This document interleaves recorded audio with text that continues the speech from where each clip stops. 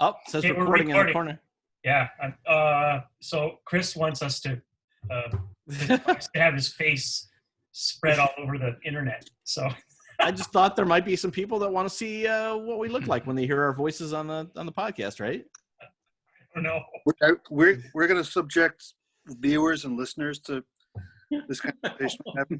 Yeah, I'm not sure that's a good idea. But, They probably think we were really cool, but now that they see and us, now it's going to ruin it. Right, exactly. We'll lose our 5 listeners. exactly. What are you doing? What the fuck? They're like, oh, please.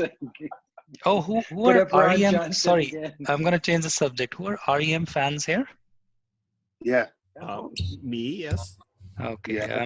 I gave that album a listen today. Murmur. Yeah, Yeah. that's a great one. Is it- Isn't Sorry, guys. Oh no! Oh my Stop. God! Oh, no. Oh. Really sorry. I like the latest stuff. He's just I- trying to be Oh, provocative. No. Oh, I love them after Automatic for the People. Oh God! Right. That's good. It's just all different. Oh. That's good. Anurag, it's been very nice knowing you. I know it's up your alley. But It's I'll- like somebody I'll here come over likes for pasta. somebody here likes the Smiths as well, right? Yeah. I think we all do, right? Oh shoot. Okay, I shouldn't be here right now. Just besides not the politics, not the recent politics, but Right. the old Smiths. Okay, okay. I'm not aware of the politics, but yeah.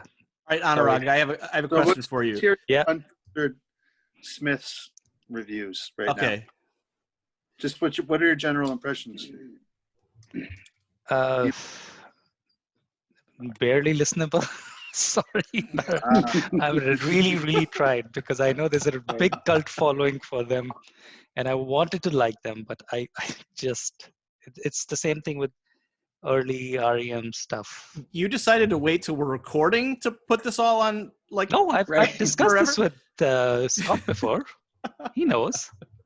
Well, I think that comes back. It's interesting how when music is introduced to you, I think, Yes. and kind of Yeah, what you're going exactly. through with Yeah. your emotional state or where, we're like Exactly. most of us probably were 13, 15, 8, 17 when we started listening to those albums. Yeah, I think And I've so- discussed this on the and so podcast. it- The first song that I heard of Exactly. REM was that Losing My Religion.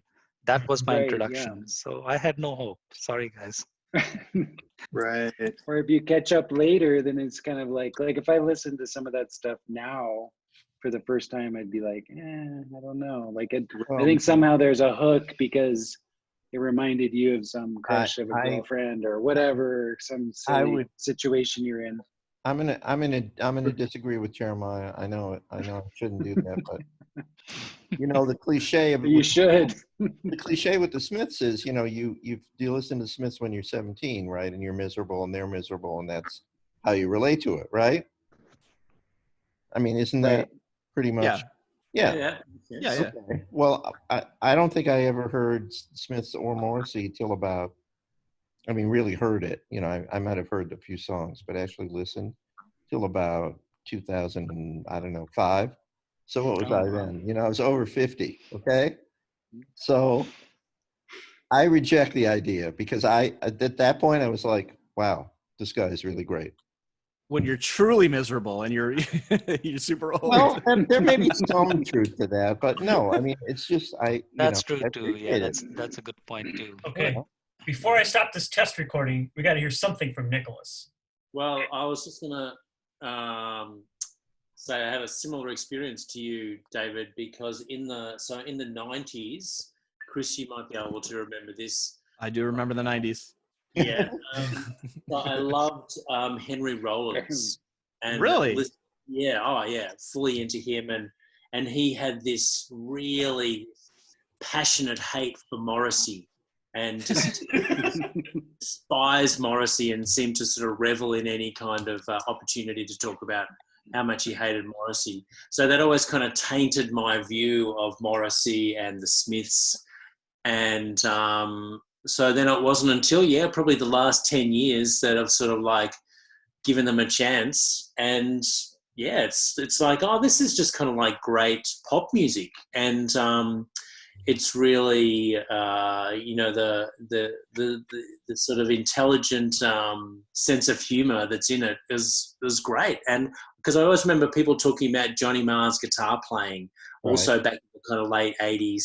Right. People would talk about, oh, Johnny Marr's such a great guitar player. But I was into like AC/DC and Van Halen and stuff like that. So I'd listen to it and go, what are you talking about? He's not a good guitar player. So it's not until 20 years later that I'm like, oh yeah, right, now I understand why people like this, and I also like it. So sometimes I've talked many times about how I sometimes get into things 20 years after everybody else is. Oh yeah.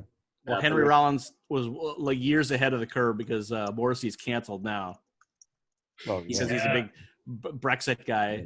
So Right. yeah, he's out. You know, the other cliche about them is that, you know, the Smiths were great, but then he went solo and all the solo work is crap. And that's not true either, because I think there's some great work Right. on solo records. So I think too that Oh, He's yeah, talented. absolutely.